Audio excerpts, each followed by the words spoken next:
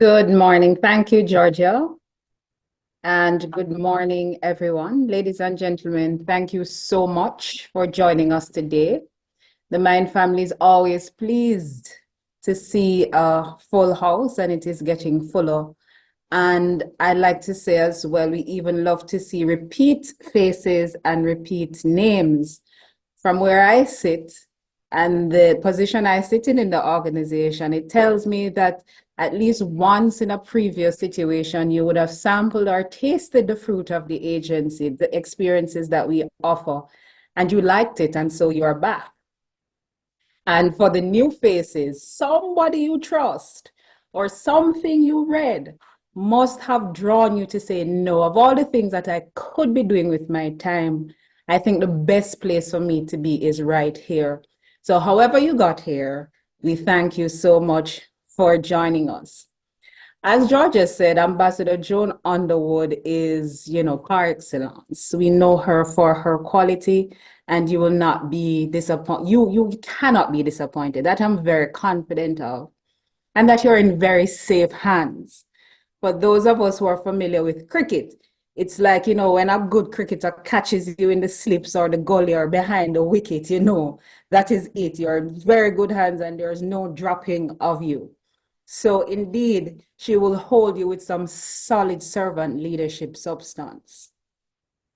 For the next few moments, however, please allow me to take you in a wider context of leadership. And then I will leave the stage for Joan to plant the seeds you came to reap in order to strengthen your leadership arsenal or your leadership toolkit. I do propose being a good leader is the easiest, most difficult thing in the world to do. Yes, in high school, we were taught that this is an oxymoron. When you put two terms of opposite or appearing conflicting or are conflicting, but when you really examine it, at its core, it is true. And this for me is what leadership is, the easiest, most difficult thing to master. Leadership in its most basic format is a consistent group of thoughts and beliefs. And as we know, our thoughts and beliefs are manifested through our actions. So these actions now are aimed at inspiring, influencing others to move into a particular direction with usually good intentions for all considered a part of the system or the organization. In essence, then, leadership is about influence for a particular reason. And when you hear it, it sounds easy enough, right? In theory. However, it's the application that generally gets most of us. Well, I know it gets me at times. And we quickly forget COVID-7 and then 8 impactful steps, and we start tripping up over our own missteps, and then we get frustrated when our supervisees or subjects of the kingdom refuse to conform as they did in the leadership development session. And after a while, some persons, if not most, tend to resort to the old ways. This is whether through DNA or from childbirth, but we tend to revert to what we used to do, even knowing intuitively that it's not best. How about when we opt to mysteriously forget the new learning when faced with an opposing stronger power? The type of power I'm talking about is the one that can fire you or who can make your life a living, HELL. And that person in that particular point has no interest in knowing how well you can listen actively and how advanced you are in your meditation practices. These leaders or these persons who have more power over you at that time make it more difficult. But we know because of the value of leadership, we have to press on. Ladies and gentlemen, we're fully aware at Mind that sound leadership is no TikTok video. It's long, it's grueling, requires commitment, demands much, and yet it is satisfying and the best option to ensure the achievement of the achievement of the desired outcomes. It is this understanding of the value of leadership and also just the appreciation of the nature of people that sits at the core of the justification for Mind's leadership webinar series. This is the place we consider for all our key stakeholders to reflect, to replenish, and rejuvenate. Mind exposes you, as Georgia said, free of charge to local, regional, and global experts in the field. And through these experiences, we envision the raising of the public sector leadership bar, as well as the same raising of the bar for our private sector colleagues. For the record, the cost does not in any way, I repeat, the cost does not in any way reflect the quality of the product, nor does it reflect the quality of the experience. At Mind, we simply believe that you're worth the investment, and that's just it. Given all that I have shared, I therefore beseech you to make the best use of the opportunity. For us to have public sector transformation initiatives and service excellence take root, the seeds of leadership must spring from good soil so that when it is tested, there is no evidence of failure to conform to effect. There's no evidence of failure for us to conform to what we need to conform to cause effective leadership. Today, as you make use of the opportunity, I suggest you personalize the experience by examining your own beliefs, your own thoughts, your own actions. And why? Simply because, as the mighty Bob Marley said lyrically, and the words are, none but ourselves can change our minds. If you're not a Bob Marley fan, that's fine. Let's jump over to Michael Jackson. He says, I'm starting with the man in the mirror. And if the moonwalker is still not your cup of tea or up your alley, the good book reminds us, pay attention to the plank in your own eye, less concerned with the beam in your neighbor's. In essence, ladies and gentlemen, leadership development requires changes from a personal experience. When I change, you change, we all change, and so we change the system. So because you are worth it, and the cause is bigger, the cause that we're working towards is bigger than any one of us, we at Mind commit to always providing you with quality content. But that's just 20% of the equation. The other 80% is really up to you. And what we're again asking you to do is to reflect. Reflect on what Joan will be sharing. Replenish your brains, your minds, your hearts, and thereafter apply what you have learned in this rejuvenated way in your own spaces. After a while, and trust me on this because it works, these small pockets will grow through positive leadership vibrations. And before you know it, the shifts we desire for the public sector and the wider country will be achieved. I will now take leave with the hope that at 12 noon or whatever point we close, when you're asked your views about the leadership webinar, you'll be able to honestly reply, it was worth my time. I'm very confident that will be the answer. So do enjoy the rest of the session. And if we don't meet again before the year's end, happy holidays. If you celebrate Christmas, Merry Christmas. And we wish you blessings of abundance for the new year. So thank you. Right back over to you, Georgia and team. Thank you very much for that, Prudence. You have certainly set the tone for what is to come. And ladies and gentlemen, before we go into introducing the presenter, just want to remind you or set the protocols for this webinar. Please, we ask that you remain muted throughout. If you have a question, we ask that you use the raise hand feature. However, we ask that you hold your questions to the end where we will have discussion and question time.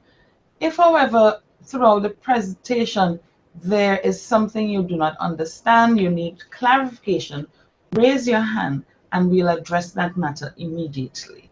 Okay? You may post your questions as well in the chat. Please utilize that feature as well. And we will see at the end how many questions we can address.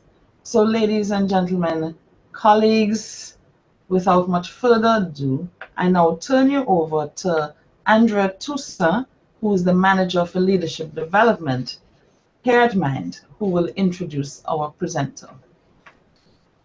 Thank you, Georgia. Good morning, everyone. Great to have you joining us. And I would just add one additional protocol. Just ask that you use your full name as you log in. We would love to know your names. So not the alias or so, just to write out your full names. Thank you. Our time this morning will be well spent with Ambassador Joan Underwood, author of Manager's First Aid Kit, a practical guide to remedy the 3 most common managerial challenges. Manager's First Aid Kit has been described by Business View Caribbean as a true gem and the quintessential guide for newcomers to succeed in a managerial capacity. The book has also been resonating with entrepreneurs and more experienced managers, one of whom had this to say: "I have become a more focused leader. It has enabled me to be a better decision maker personally and professionally." Joan describes herself as a purpose-driven talent development specialist who is guided by core values of accountability, execution, and professionalism as she carries out her organizational mission of serving small to medium-sized enterprises, governments, and regional institutions, helping them to develop high-performance individuals, teams, and strategies. Her professional designations include Master Trainer, Professional Coach, Certified Change Practitioner, and Certified HRD Practitioner, and she's the immediate past president of the HR Management Association of Barbados. Ambassador Underwood's contribution to the field of HR within the Caribbean led to her selection as the 2023 Regional HR Champion during the HR Management Association of Trinidad and Tobago's Legacy Awards. She is the first individual to receive this award. In addition to her work in coaching, management, and policy in both the public and private sectors, Joan served for 7.5 years as Antigua and Barbuda's non-resident ambassador to several Latin American countries, including the Bolivarian Republic of Venezuela. She also served as the Chief Implementation Officer in the Office of the Prime Minister, Dr. the Honorable Winston Baldwin Spencer. Joan's leadership journey is featured in Championing Women's Leaders as one of the 27 case studies of outstanding women leaders in the Caribbean, in the Commonwealth. Ladies and gentlemen, our presenter, Ambassador Joan Underwood. Good morning, everyone. It's always a pleasure to collaborate with Mind, and wish it could be in person, but we know what the situation is. So I look forward to engaging with you throughout our time together this morning. And this is intended to be a conversation. So it's not just me speaking at you, but rather our having a conversation around this topic: servant leadership, why it works. And so here's what we're going to be covering today. By the end of our time together, we would have explored the concept of servant leadership and its importance to the public sector. We would also have gained insights to the power of servant leadership. We would have learned how servant leadership can benefit leaders as well as their teams. And we're going to discover how to become a servant leader by developing strong relationships built on a solid foundation of trust. And there's actually a bit of a bonus if you stay with us right to the very end. We'll be giving away some prizes, but more on that later. Remember, I told you that this was going to be interactive, that I was involving you? Well, here we go. Starting right off with having you complete a poll. So I encourage you to pull out your handheld devices, pull out your phone, and there's a QR code that you can scan, and it will take you right into the survey. Alternatively, you can go to Menti, that's menti.com, as shown at the top of your screen here, and then enter the code to access this single question poll. So go right ahead. As you can see on the screen, it says we are waiting for your responses. And the single question is, what traits or actions do you associate with servant leadership? So please go ahead, access menti.com by scanning the QR code. You see the results coming in already. So we're going to create a word cloud made up of your responses. Of course, as with a word cloud, the larger the font means the more often a particular response is given. So far we see humility is leading in the responses. So let's go ahead and weigh in and let's see what your impressions are in terms of what you associate with servant leadership.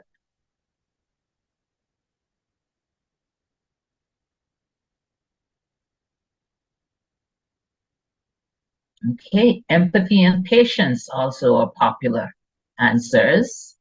Understanding, indeed. Kindness, patience. I see emotional intelligence has come in. Respect. Yes, yes. So continue to type in your results. What do you associate with servant leadership? Okay, humility still leading the pack.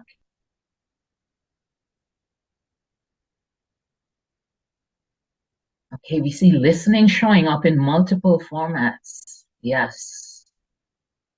We'll hear more about listening as we go through the session today.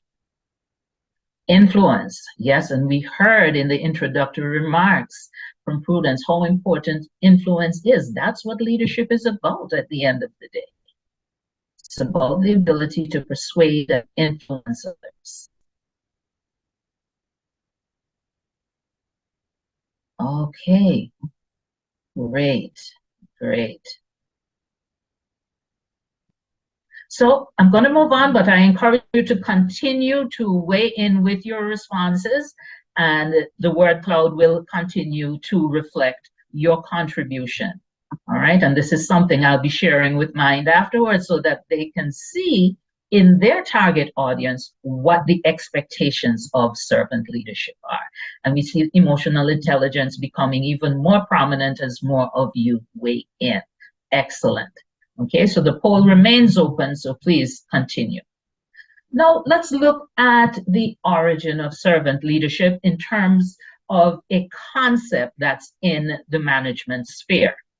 And the acknowledged father of this term is Robert Greenleaf. And a quote here from him indicates that servant leadership begins with that natural feeling of wanting to serve. That's what comes first.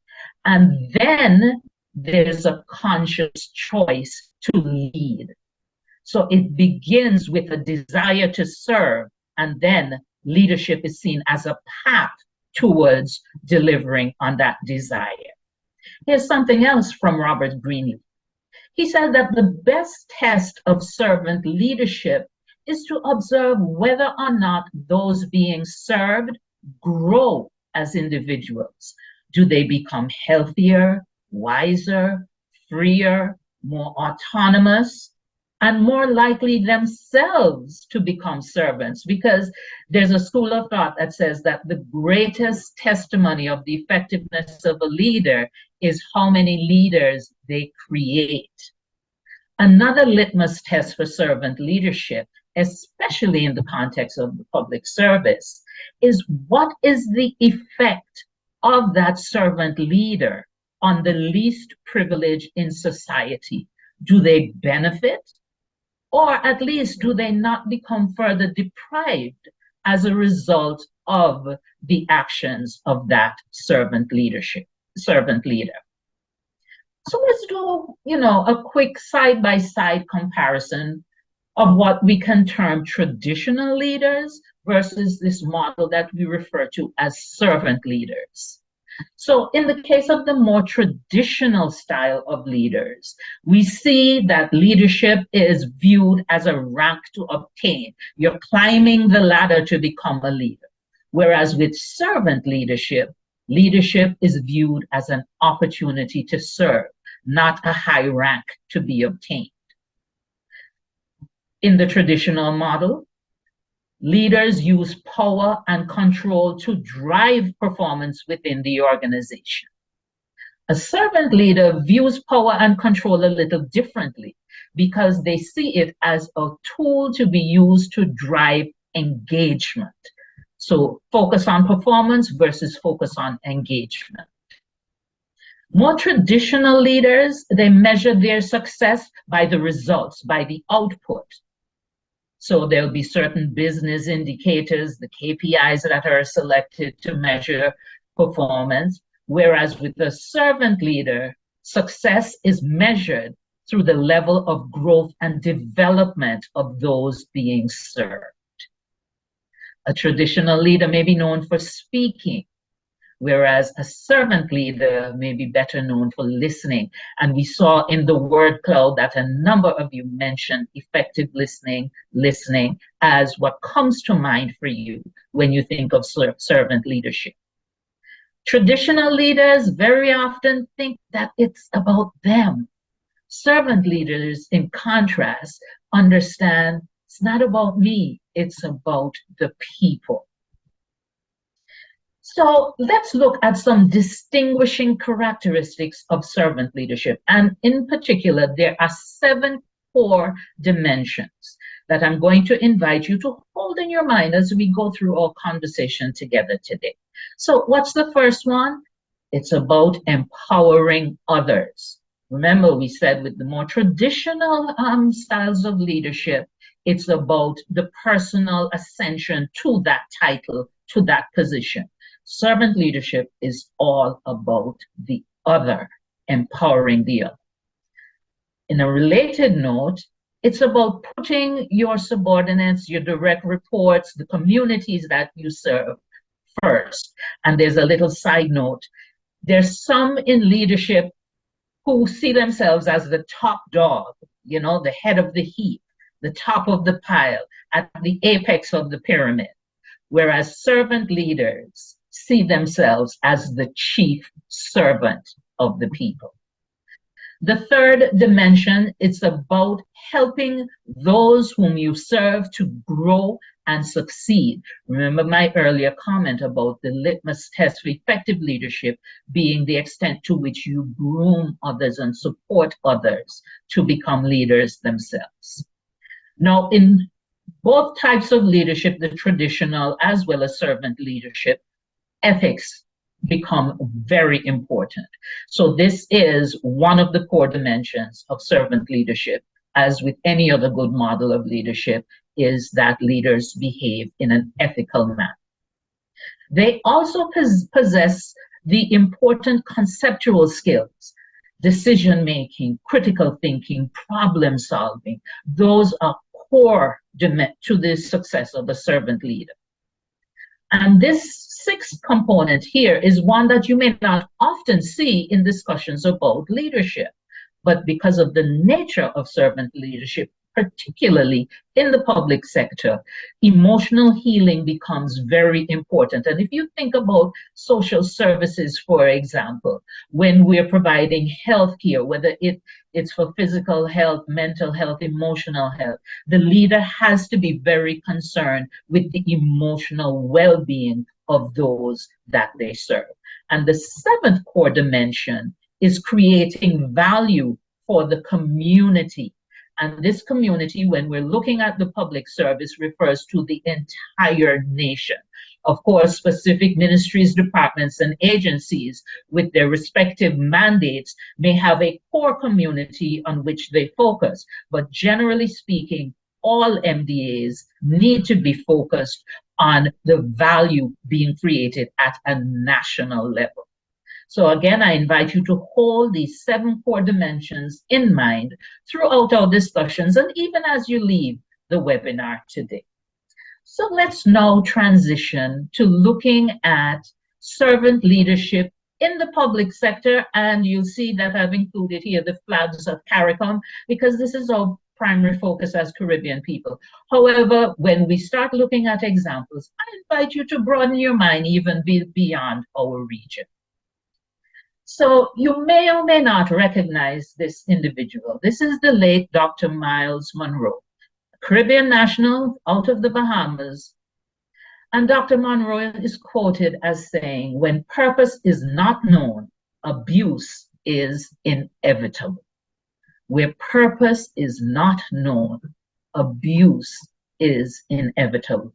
And so because we need to understand the purpose of public sector leadership in order to ensure that we avoid abuse, here's my question for you. What is the purpose of public sector leadership? And this is not a rhetorical question. So I invite you to go ahead and put your thoughts in the chat, or you can even raise your hand and Andrea or one of the other members at Mind will call on you so that you can share with us your perception in terms of the essential purpose of public sector leadership.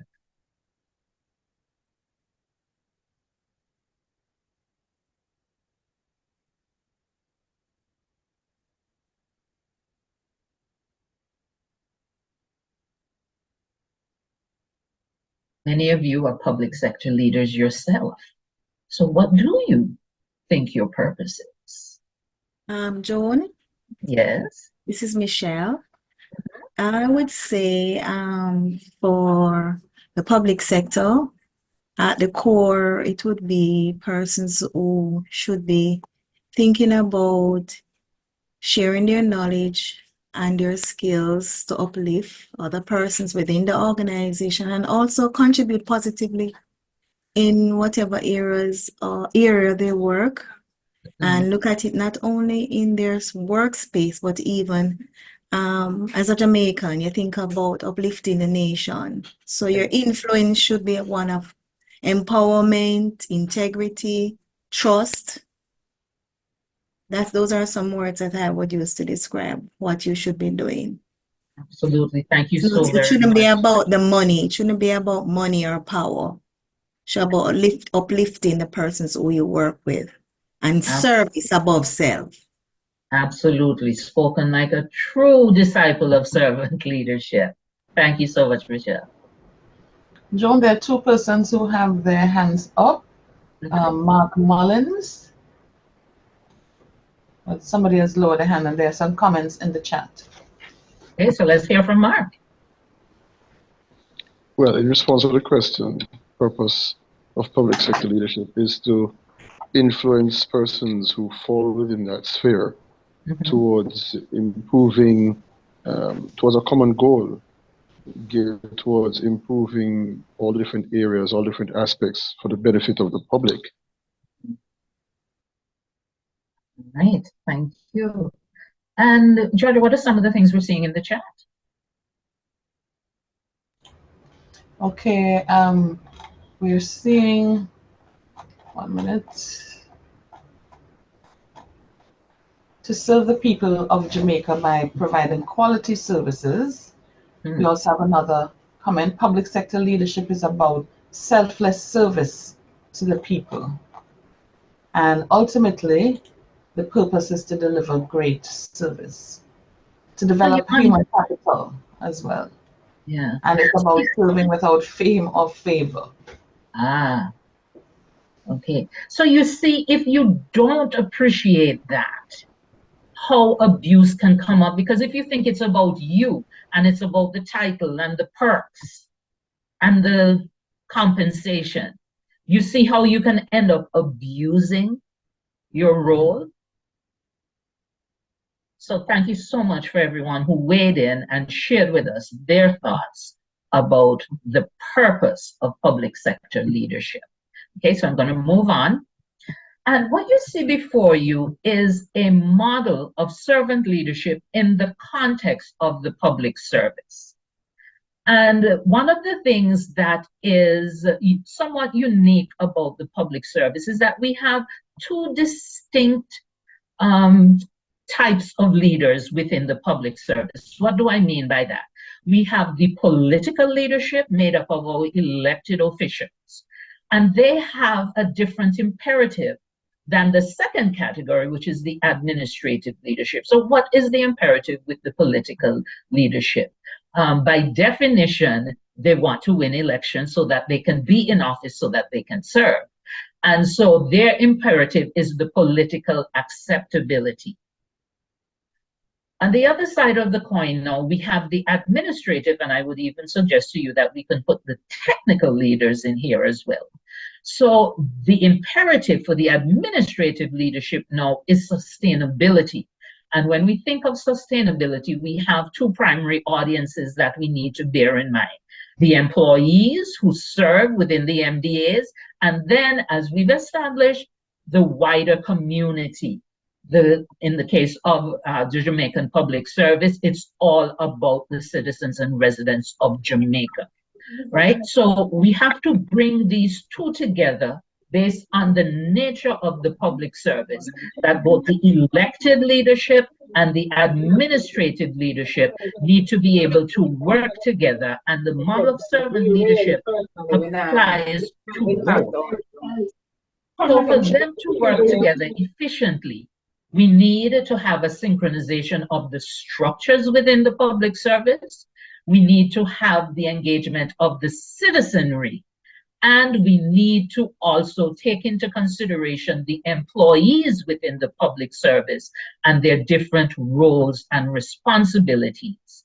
And so in this model, we've incorporated the two streams of leadership. We've incorporated the structures that exist within the public service. And we have expanded to focus on both the citizen engagement and the employee engagement and well-being within the public service. So with this ecosystem now, the research has shown that there are four models that tend to dominate in the public service. Four models of leadership. We have the transformational leadership, which focuses on organizational goals. We have the collaborative approach to leadership, which focuses on the systems and the processes and the whole of government approach, as opposed to the siloed approach that can sometimes creep in. Then we have the focus on the ethics within the leadership, and of course, the focus of our discussion today, servant leadership. So let's take a deeper dive by comparing each of the other three leadership styles to servant leadership. And we start with transformational leadership. Now, in the case of transformational leadership, the focus is on the organizational goals and objectives, very results oriented. Contrast that now with servant leadership, which, as we've established, the focus is on the followers' well-being. And throughout it all, remember, when we're referring to followers, we're looking both at the staff within the public service and the broader community, which is served by the government. Also, under transformational leadership, the research has shown that is often more suitable for profit-making organization because, again, it's extremely results-oriented. Whereas servant leadership Without that profit motive, that's when you're allowed to look at the best interest of the people, of the communities that you serve. So that's transformational leadership versus servant leadership. Let's look next at ethical leadership. And again, I put it to you that ethics is important no matter what the style of leadership that we're examining. However, in the paradigm that's defined and described as ethical leadership, the focus tends to be more on compliance with the norms and the standards. With servant leadership, again, the focus is on the benefits to the stakeholders being served. With ethical leadership, one relies on the rewards and the punishments, because you have the carrot and the stick, to hold your employees accountable. So the focus is almost exclusively with the ethical leadership, abiding by the norms, the standards, obeying the rules and the regulations, and then holding people accountable to that. But as we know, sometimes the rules do not have the best interest at heart. And that's why over time we see legislation evolving so that it is better aligned with the needs of the society. All right, so that's ethical versus servant. Let's look next at collaborative leadership versus servant leadership. As I mentioned before, with collaborative leadership, the focus is on the systems and the processes to break away from the silos and have a whole of government approach. So the focus tends to be on systems and processes.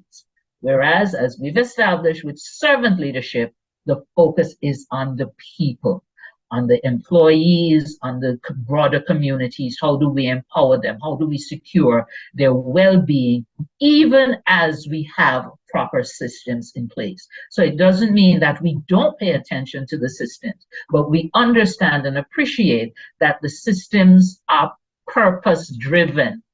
All right, so coming back to Dr. Miles Monroe, if purpose is unknown, abuse is inevitable. Before you move on, Joan, there's Michelle has her hand up, so okay, allow her to go ahead. Go ahead, Michelle. Yes. Okay, I have a little question based on what you said about the transformational leadership. Yes. There was a point you mentioned about it being suitable for profit-making organization. Mhm. And I started to think, given the thrust in government for transformation of our services and also how we lead out, would you make an exemption, or would there be a difference then in terms of public sector workers and that point that was made in terms of it being suitable for profit-making organizations? I wanted to kind of expound on that a little bit more for me. Thank you for that. So, yes, throughout the region, our governments are pressing forward to increase productivity, to improve efficiency, etc. The distinction here, when we say from the published research that transformational leadership is perhaps more suitable for profit making, it's a matter of how we rank, how we prioritize. So if we're looking in the private sector, if you're selling cars, if you're selling bread, if you're selling, consumer goods, that is the dominant imperative. We need to be profitable.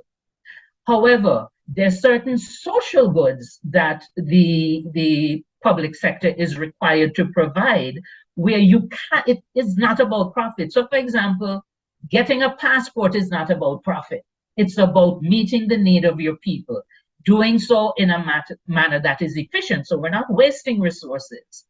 But we know that because it's a service that the people need, including those who may not have a lot of disposable income, your primary motivation cannot be to make money off of the service. So that's the distinction. So what I would suggest in terms of how we reconcile the move to transform our public services so that they are more productive, more efficient, to be able to make the distinction that there are services which are social goods, which need to be provided to the citizenry and residents, whether or not they have disposable income, versus setting out to say that we want to make money off of every service that we deliver. Does that help in terms of the reconciliation of the two? Yes, thank you very much. You're welcome. Any additional requests for clarification before we move on?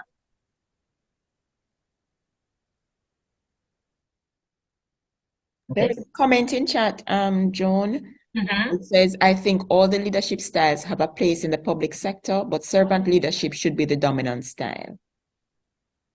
I can completely relate to that sentiment. Thank you so much for sharing that. So I have a question for you. Bearing in mind that we have the two streams of leadership in the public service, the political directorate and the administrative arm of leadership, who comes to mind for you as an example of effective servant leadership, either from the political directorate or from the administrative leadership stream? And don't limit yourself to Jamaica. Think regionally, think globally even, and share with us who for you stands out as a good example of a servant leader. So the floor is open.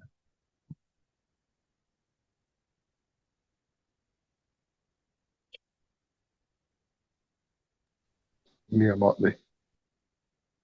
Okay, so that's my Prime Minister in Barbados. What for Prime Minister Motley stands out for you as making her an effective servant leader? She speaks profoundly. She speaks bravely. She does not hold back in expressing her opinions, and her opinions are not necessarily myopic, but is broad in its scope. And despite the fact that it may not be the popular opinion, she expresses it nonetheless. But I think by and large, her expressions do represent the thoughts of the people. Thank you so much. And I see that her name popped up in the chat as well. Other thoughts, other examples of effective servant leadership globally?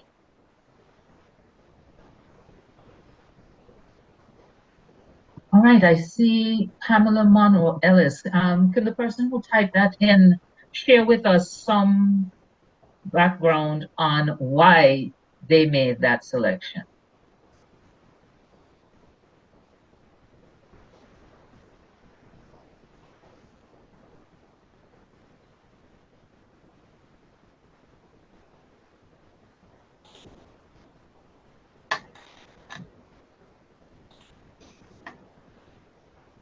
Are any other names coming up in the chat, Georgia?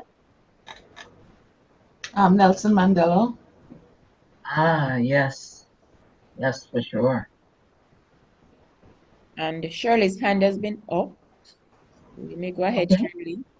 No, I was going to say Nelson Mandela because I didn't hear anybody actually say it, although it was placed in the chat before. So, well, since your mic is open, tell us why you think Madiba stands out as a servant leader. for me, Nelson Mandela is like one of the greatest leaders I've seen. Reason? When things were difficult in his country, he got himself educated. He started to speak up for his people. He used his skills and his talent to help the people in his country.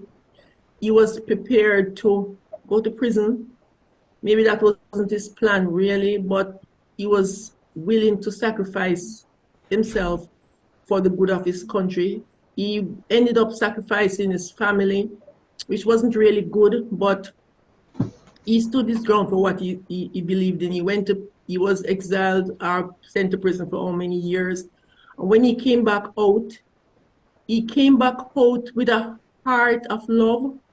He did not, I mean, he could have he could have returned from prison with bitterness and anger. He did not. He came back with a heart of love and still a desire to see his country move from the state it was in.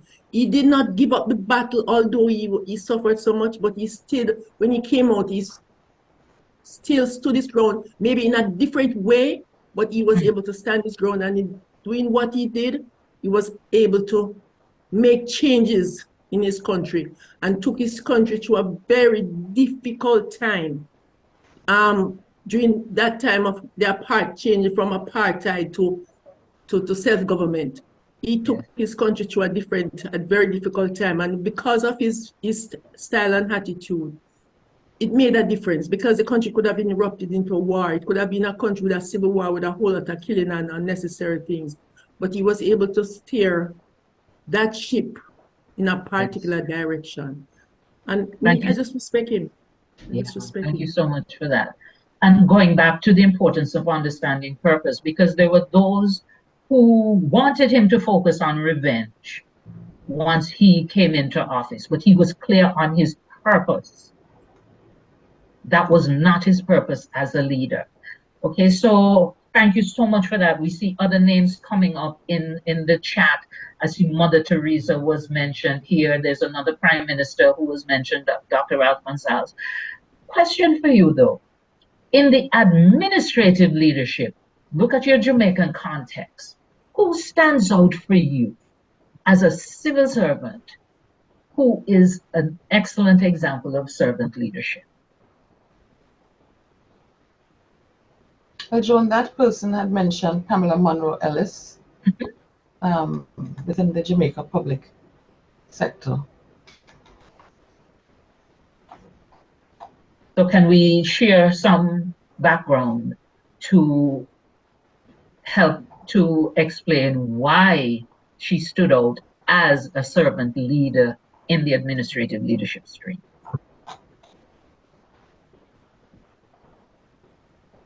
Ramon Pennington had indicated Pamela Monroe Ellis. Ramon, would you like to just open your mic and provide an explanation? Okay, good morning. Morning. I chose Mrs. Monroe Ellis because, in my estimation, based on what I've heard that she does, and a lot of the ways in which she inspires are not made public, she strikes me as somebody who has a lot of integrity. And my understanding is that her whole thinking is to do her job well in service of the Jamaican citizens as Auditor General. And I very much respect her for that. Thank you so much for sharing on that, because it's important for us to realize that we shouldn't be looking just to the political directorate for that servant leadership model, right? So thank you so much for sharing. So you've shared, I'm actually going to share with you now my personal experience working with and for one such servant leader. And of course, I'm referring to former Prime Minister Winston Baldwin Spencer. So Prime Minister Spencer led the United Progressive Party to office in the 2004 general elections in Antigua and Barbuda. And his government served for 2 terms, and I had the privilege of working with him and for him throughout the first term and for 3 of the 5 years in his second term. And there are a few things that I want to highlight, and these are words from Prime Minister Spencer himself. He said that his party was elected to office in 2004 with an express mandate of putting people first, the very definition of servant leadership. It was about empowering citizens and residents. Now, this wasn't written for today's webinar. This is his philosophy, his belief, because this is an excerpt from a publication from a few years ago as he looked back on the legacy of his 2 terms in office. Right? Look at what his focus was. Together with the people, because remember, the focus is not on the leader, with the people of Antigua and Barbuda, the party helped to restore pride and prosperity, as well as the country's image and reputation abroad. The focus was on the well-being of the people whom he was serving. Prime Minister Spencer, throughout his time in office, and even to today, he will tell you he was the chief servant of the people. That's how he referred to himself. Okay? It's not about you, it's not about the rank, it's about the service. So, as continuing with his retrospective, again, this was not produced for today's webinar. This is what he believes, this is how he presented himself. He says, for 10 wonderful years as Prime Minister, I was honored to be the servant leader of this nation. The servant leader. We began the journey with the primary goal of putting people first. But that type of leadership is not necessarily a smooth ride. So he acknowledges there were hurdles along the way. But look at what he counts as his successes. Empowering every Antiguan and Barbudan and those who have made this country their home. Now, I want to tell you 2 stories about Prime Minister Spencer to show how he lived this. He didn't just talk the talk, he walked the walk. Now, I served, as you would have heard, as the non-resident ambassador to a number of countries. One of those countries was Brazil. And there was a time when the Prime Minister and I went to Brazil on a diplomatic mission. And PM Spencer is a huge football fan, and Corinthians is his team. So while we were there, he mentioned this, and our hosts decided that they would take him to the home of the Corinthians club, so that there's a museum there, so that he could experience that. And while we were there, it was mentioned that they were actually playing a game that evening. And PM Spencer, you know, in his excitement said, oh man, I wish I could see that. And immediately our hosts, without saying anything to us, decided they were going to make it happen. Now, if you're familiar with diplomacy and missions and having a prime minister in the delegation, it's a lot of responsibility, a lot of logistics in terms of the movement of that head of government. So security has to scope out everywhere you're going. Of course, there are outriders. There's a whole, you know, cortege. Whenever you're moving, he doesn't move by himself, but they moved heaven and earth to make arrangements for PM Spencer to be able to attend that football match that evening. Now, that meant blocking off the highway so that he could get through, etc. And there was one overly exuberant fan who decided he wasn't going to let this motorcade allow him to be late to getting in to watch his game. So he tried to cut in to the diplomatic motorcade. Now, we didn't know anything about this because we were ahead of where he tried to cut in. But we found out afterwards that he had tried to cut into the motorcade, and the police outriders, seeing it as a security risk, took actions to deter him. And while that was happening, one of the police outriders was injured and had to be taken to the hospital. Now, the protocol folks told me this, and knowing PM Spencer the way that I did, I shared the story with him, and immediately he said, I need to go to the hospital to see this officer who put his life in danger to protect me. So again, remember security concerns around this. So when I relayed this to the head of our delegation in terms of PM's desire to go and meet this officer to thank him for putting his own life at risk to protect the Prime Minister, they were like, Ambassador, no, that can't happen. We cannot take the PM to a public hospital, right? And they said, by the way, the update was the guy has been discharged, so he went home. So when I told PM said, okay, let's go to his home. They were like, no, that cannot happen. So, but PM was adamant. He's like, I am not leaving here without thanking him. So the compromise was that they went and they brought the officer to him. But the officer, he was literally in tears because a head of government was adamant, I am not leaving without personally thanking him and shaking his hand for the level of care the level of attention that he gave towards protecting me. That's a servant leader. So that's my first story. The second story related to me personally in terms of CARICOM Scale National. So you see in the picture at the side here, this is PM Spencer presenting me with one of what was one of the first applications for an Antiguan and Barbudan to hold a CARICOM Scale National certificate.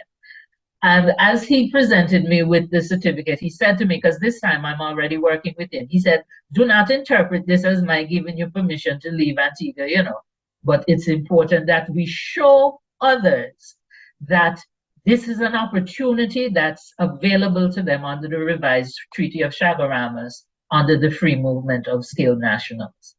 But despite warning me as he handed me that certificate, later on, when an opportunity did present itself for me to take on a regional position, I was so reluctant to tell him because I was like, what's PM going to say to me? And he did not hesitate for a second. He said, this is not just good for you, it's good for our country. So you have my blessing, go ahead. That's a servant leader for you. Okay, so like I said, just sharing two examples of how a servant leader shows up when engaging with others, not as the top dog, but as the chief servant who is genuinely and legitimately concerned about others. So let's look at some other alternatives before we looked at three other models that we tend to find in the public service. Now we're going to look at leadership styles, generally speaking. So in traditional leadership models, you see the leader is at the top of the pyramid with the customers, employees, and management falling below him or her. That pyramid is inverted in the case of servant leadership, with the servant leader being at the base and serving all others. Okay, so we're going to look at these 6 specific leadership styles: autocratic, bureaucratic, transactional, democratic, laissez-faire, and charismatic.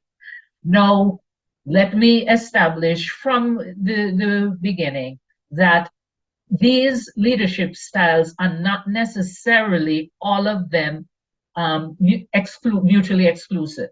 So you can have a servant leader show up in a way that's democratic. You can have them show up as being charismatic, but the dominant leadership style is servant leadership. So let's look through these other 6 types. So autocratic leadership now. In this model, all of the decision-making power is vested in the leader. It's more of an ultimate leader, the strongman leader approach, okay? So there's an emphasis, the leader expects to be obeyed, all right? They expect the chain of command to be rigorously enforced. And with one of the pitfalls of this approach to leadership is that there's little room for others to display initiative. Another pitfall is that the loyalty can be accrued through coercion, control, and sometimes even fear. And the loyalty that we're referring to is not to the institution, it's not to the mission, but it is to the leader himself or herself. So that's the autocratic leadership model. The next approach we look at is the bureaucratic leadership. Here again, a clear chain of command is in place. With this, there is a lot of emphasis on roles and responsibilities and the delineation of those roles and responsibilities. Okay, so it becomes very hierarchical. And that rigid hierarchical structure can also serve to curtail innovation, creativity, and we lose the benefit of the input of the entire membership, whether we'll be looking at staff or the community.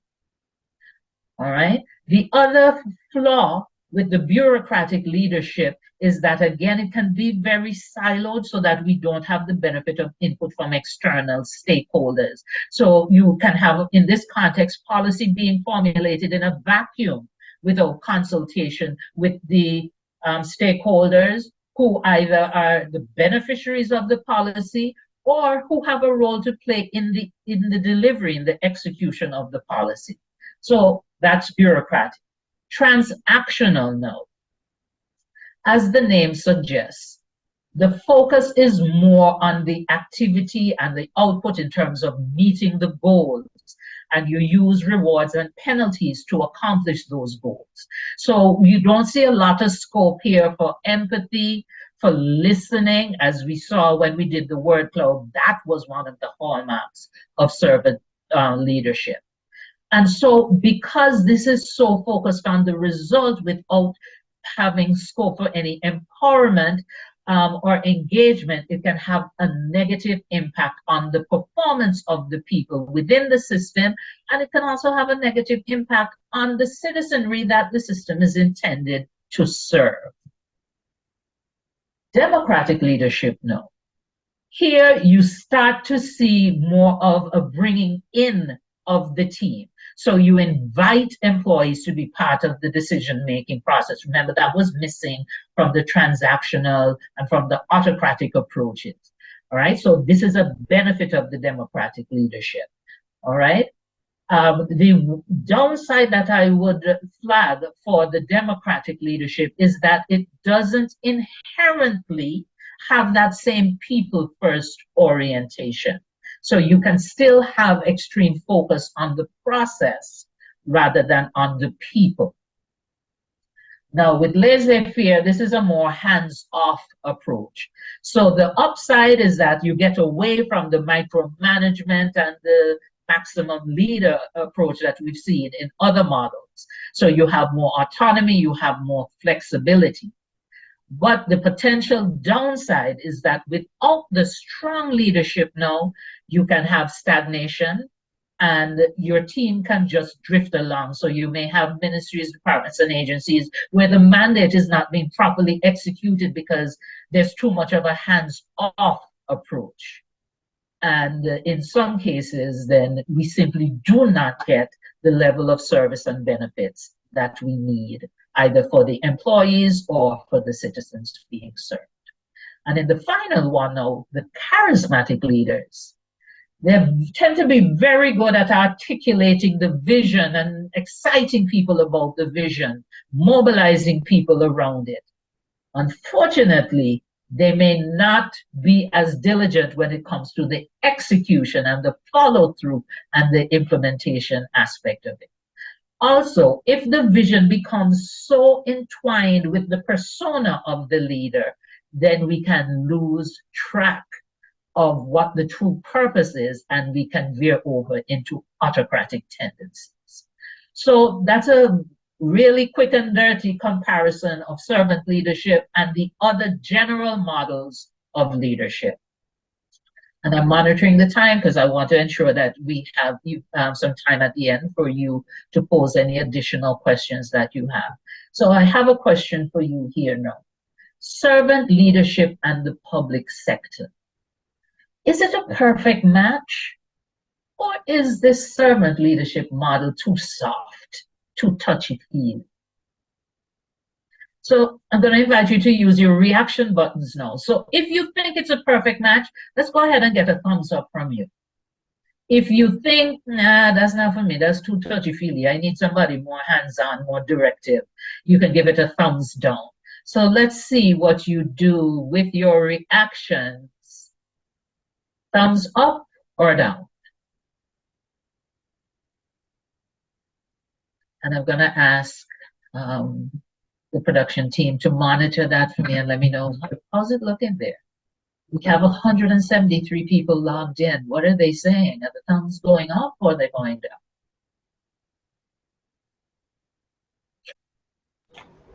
So far, we had a maximum of 8 thumbs up. We had 1 thumbs down. Huh. Interesting. 10 thumbs up. So are all the others on the fence on this? Well, let me see if I can nudge you by sharing some research findings with you. So there have been studies conducted where they examine servant leadership in the Asian countries, Canada, and in a number of European countries. And again, we're looking at servant leadership in the public sector. And here is what they found. The use of servant leadership in the public service in these identified countries served to enhance the motivation of employees within the public service. It served to drive organizational commitment compared to the others. There was more organizational citizenship behavior and more knowledge sharing among employees. So while there is an acknowledgement that there may be the perception that it's not strong enough, the evidence shows that it does in fact drive key indicators. So as we move towards the final two objectives in our agenda for today, let's look at the benefits of servant leadership. And I'm turning it over to you and asking you to go back to menti.com and to respond to this second poll. So again, you can scan the QR code and answer the question, based on your current understanding of servant leadership, what specific benefits do you think it could produce in the public sector? So go ahead and share your thoughts with us.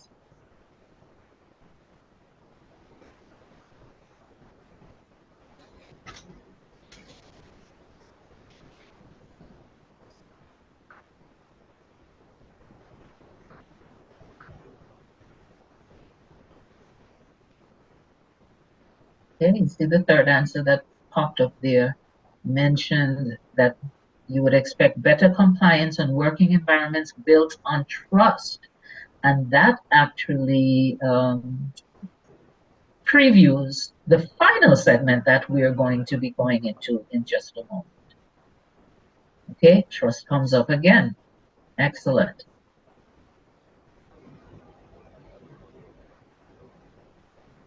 Greater productivity, and remember we had that discussion earlier when we were talking about the profit motive versus productivity and efficiency.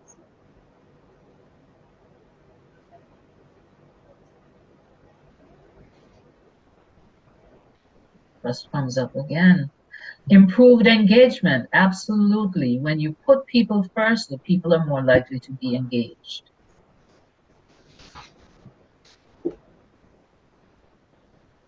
All right, and again, I'll be sharing all your responses with mine. So thank you for participating. Okay, so let's just go through and see what we have here. Better service delivery, quality service. Okay, we talked about the trust before. Trust again, productivity, unbiased service to all. Okay, engagement. We see integrity coming up here. Okay, accountability, cooperation, and trust. Motivation, absolutely, and that can be linked to the engagement. Inclusivity.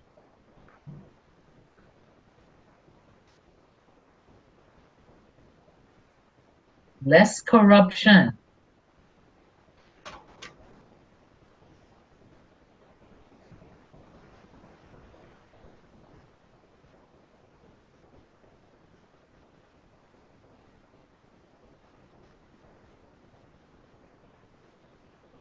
Innovation, more innovation with servant leadership.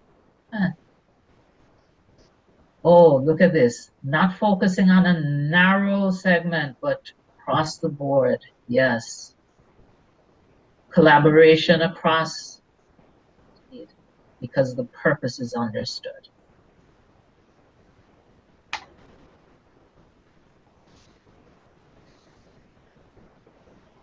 All right, so we have quite an extensive list of benefits that can be accrued as a result of the use of servant leadership in the public service. Okay, so as I mentioned, we're going to talk about trust. So the key to becoming a servant leader is indeed trust. And when it comes to trust, I put it to you that the law of the harvest applies. What do I mean by the law of the harvest? You have to reap what you sow. So if you plant an ackee tree, you cannot look up in the ackee tree and expect to be reaping tamarind from it. So you sow that which you want to reap. So when it comes to trust, to harvest trust as leaders, you must first sow the seeds of trust by being trustworthy yourselves. And again, remember that this applies to both the administrative leadership and the political leadership. We must show up as being trustworthy. And in my book, Manager's First Aid Kit, which was mentioned at the beginning of the webinar, and which I'll be giving away a few copies before we wrap up today, I present my model of trust. And in that model, I posit that there are 4 components of trust. And I'll go through each of the 4 with you, starting from the bottom. So the first component, I put it to you, is competence. In order for persons to trust you as a leader, you must show up as being competent. You must show up as having the knowledge, skills, and abilities to get the job done. If you do not, you cannot expect the people that you're trying to lead to trust you. The second component is character. So this is where things like integrity that was mentioned before comes up. Are you a good person? Do you show up as somebody who is honest, who has integrity, who will do the right thing, even when nobody is looking? So that's character. The third element included in my trust model is benevolence. And what do we mean by benevolence? It means that we wish others well. This ties in with the people first. So for people to trust you and your leadership, they must believe that you mean them well. Not that you're trying to get one over, and then not that you see them merely as a means to an end. So you will say what you need to do, say what you need to say, do what you need to do to get a vote, but then after that, you don't have any use for them. Okay? If we're talking about the administrative leadership, if your people think that you only see them as units of production, but you don't have any empathy for them, you don't care what happens to them outside of them delivering on what's on their job description, they will not trust you. The fourth and final element, I refer to this as a meta component. And what do I mean by a meta component? It applies to all the other components. And that final component, that meta component, is consistency. What do I mean by that? If you are to be trusted as a leader, you have to consistently show up as being competent. Not today you're producing good work and tomorrow people look at what you're doing and wonder, wait, did he or she leave her brain at home this morning? Right? So consistently competent, consistently of good character. Not just when people are around, you show up as being honest and full of integrity, and under cover of darkness, you're a different person. So consistently of good character and consistently benevolent. You know, there are some people that one day they go on like you and them are the best of friends, and the next time you see them, they barely want to give you the time of day, right? So there's a lack of consistency. You don't trust people who lack consistency in that way. So again, the 4 components that I encourage each and every leader to embrace in order to set the foundation for trust relationships are competence, character, benevolence, and consistency. And with that, I will now stop sharing and see if there are any questions that we need to address before we go into our giveaway.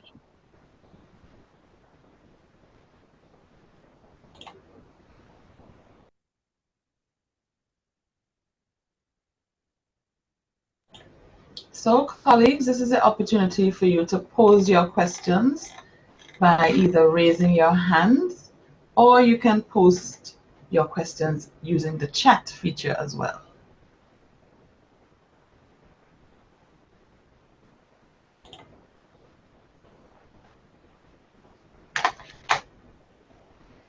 So Michelle has her hand up. Go ahead, Michelle. Okay, thanks again, Joan, for a wonderful presentation. For me, it's not so much of a question, but just sharing some thoughts. I relate to the presentation in terms of how we must talk to persons or we interact with our colleagues and even those who we supervise. I remember when I was learning about this term servant leader, some years ago, a question was asked, who was the first servant leader? And everybody was there wondering and pondering. And then the facilitator at the time said it was Jesus Christ because he taught us how to love and to share and care for those. So if I know not everybody is it because I'm not turning this into church, but if we follow that concept of giving of ourselves, being warm, and being cooperative. And I'm not saying there won't be days when obviously you want to get upset and, not do the things as you know you should. But at all times, respect, I believe, is so important. Respect yourself first, and you think about the thought, how would I want to be treated if I was in this person's shoe? So I believe the presentation is time bound. It's very important, and I'm hoping that the leadership of the entities, probably we can do that, Georgia, at another time. Leaders for these ministries and departments, this is something that I believe some of them would very much benefit from as a reminder, because some of them do practice it or some aspect of it. So I just wanted to share that thought and to tell you thanks again. I always enjoy your presentation. Thank you And I very learned a lot and we'll put it into practice. Absolutely. Absolutely.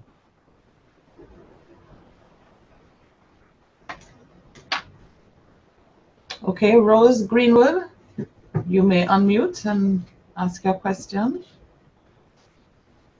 It's not a question. I am really commenting as Michelle has done because I've been working in the government for a number of years and I've had experiences of the different types of leadership. And I have a network of us from all over the Caribbean. And I've seen more and more that this type of leadership is woefully lacking. That is as it relates to servant leadership. And we have been exposed, myself and colleagues and others who might have been here, to this type of training and how to be a servant leadership, while there are those who are in leadership positions who I have not seen it exhibited a lot. And I have issues because at times it's like there are clashes. So I'm wondering if this course could be offered to persons who really lead, if a recommendation could be made to the ministries for top leadership to benefit from some of this. Some would have been practicing, but others are not. And I see where myself and others, we have been ridiculed. I am a very empathetic, I have a lot of, empathy. I share my work, I do a lot of things, and I suffer abuse. So while I'm welcome and I thank Joan for this, but I wish if a wider cross-section of leaders could be able to gain some of this knowledge, which some might not have had the opportunity to do. So I'm thankful. I've been doing several leadership training because I'm a modern person. I may be old, but I'm modern and innovative. So I'm very happy for this, and I strongly recommend that this training be shared with the top level people. Thank you. Thank you very much for those comments, Right. Rose. Right. Remember to lower your hand, please. Any other question, comment?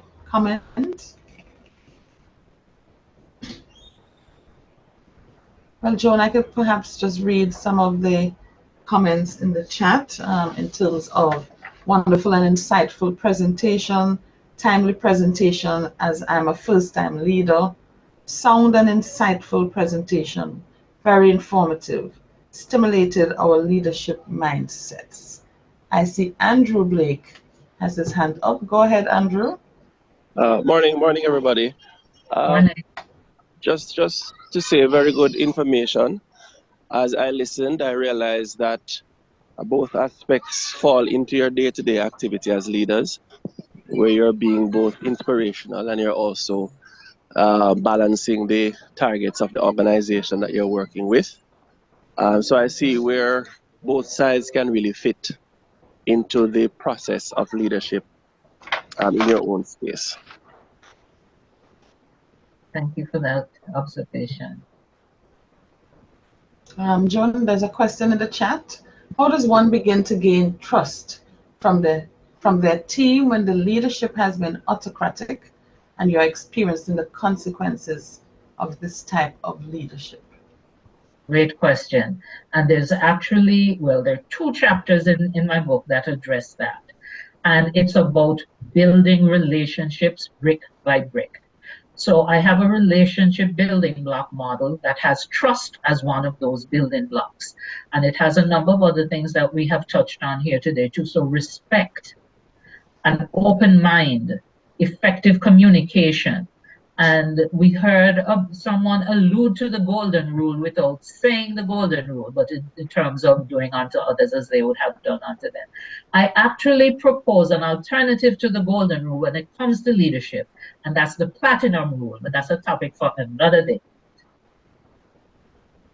But you have to, the law of the harvest, if you want to have trusting relationships, you have to consistently show up as being trustworthy and build those relationships from the ground up.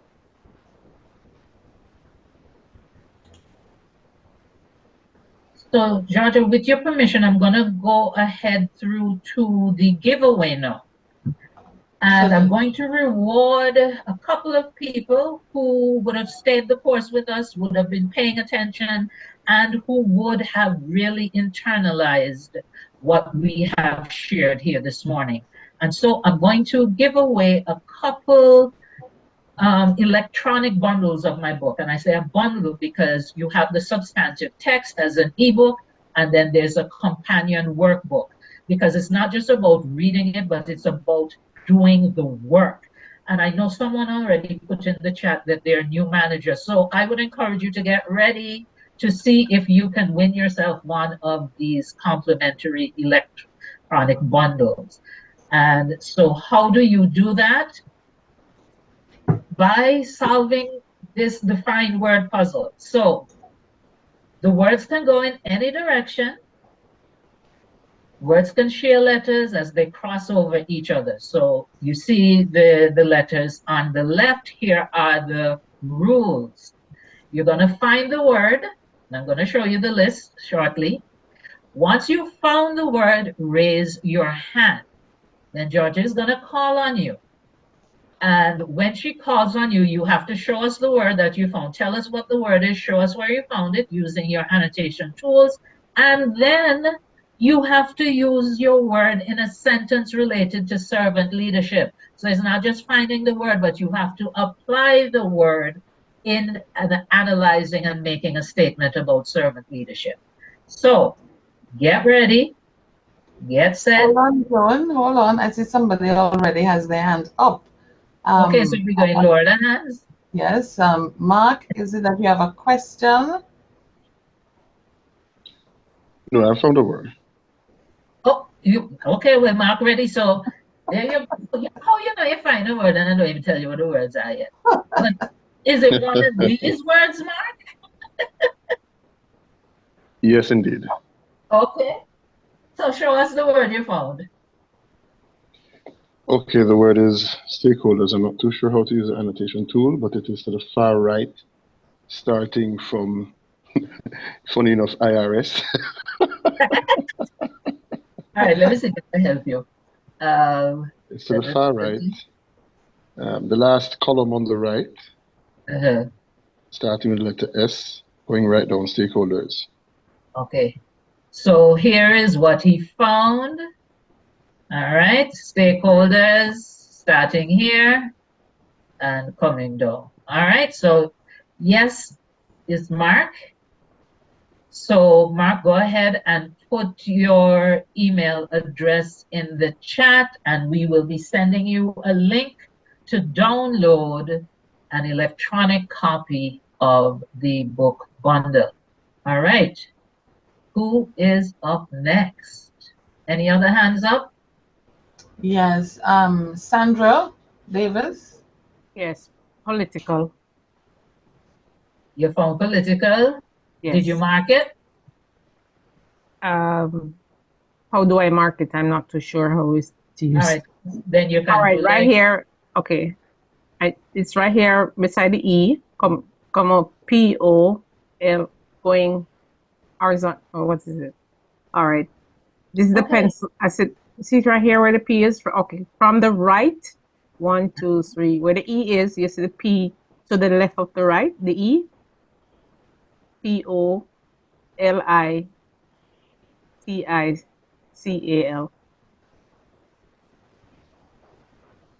Have you seen it? See it right here on, okay, facing the computer. So it should be my right. Right? So what column is it coming from the right? It's the second column from the right. You have the first column on the right, the second column. And coming from the bottom, it's the fourth letter up. All right, Al, you found it? Okay, good. Somebody mark it for you. We have to go back to Mark. Mark, you did not use your word stakeholders in a sentence.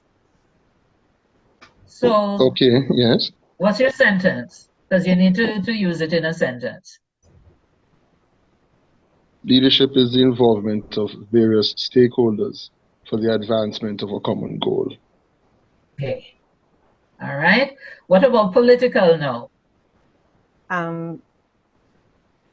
If our political leaders follow the, if our political leaders practice being good servant leaders, we will have a better country called Jamaica. Okay. So that's Sandra. So remember, we need your email address. Now I see somebody marked out benevolence. I see people marked out integrity. So Georgia people just put in what we're going to do. Who can give these prizes to? So can you hover over benevolence? And I find administrative. I had integrity, but I couldn't mark it. I can't mark it. That's why I couldn't put in administrative. Administrative is the I found several. Engagement. But I was waiting called. I think we should have sent the Found name several. Yeah, we should have to been Georgia, and then in the she chat. see Yeah, who because I sent it found in several first. right? As I can't mark I'm going it. to do? First. You know what I'm going to do? Right. I'm actually going to give. I'm going to give Mind the link so that everybody who is online right now gets the bonus. Perfect. You think that's fair? Yes, because some like us I found a few, quite a few. I found a lot of them, but not able and to. I raised my hand. And my hand was raised. That they jump ahead of you. And my hand was raised also. So since it's My hand Christmas, was raised right as the gentleman was speaking because I found a few, but mine too. So since it's the season of giving, everybody going to get. All right, so thank you very, very much for your attention, your engagement, your active participation. It's been an absolute pleasure interacting with you, and look forward to continuing to support Mind as they contribute towards leadership development, not just in Jamaica, but given their broader mandate throughout the region. So thank you too very, very much. Thank you. Ladies and gentlemen, we want to, I think it has been an absolutely wonderful presentation, to echo some of your words, insightful, informative, and we really hope that we have given you, it's been a teaser, you know, to see how you can start to make that change, right?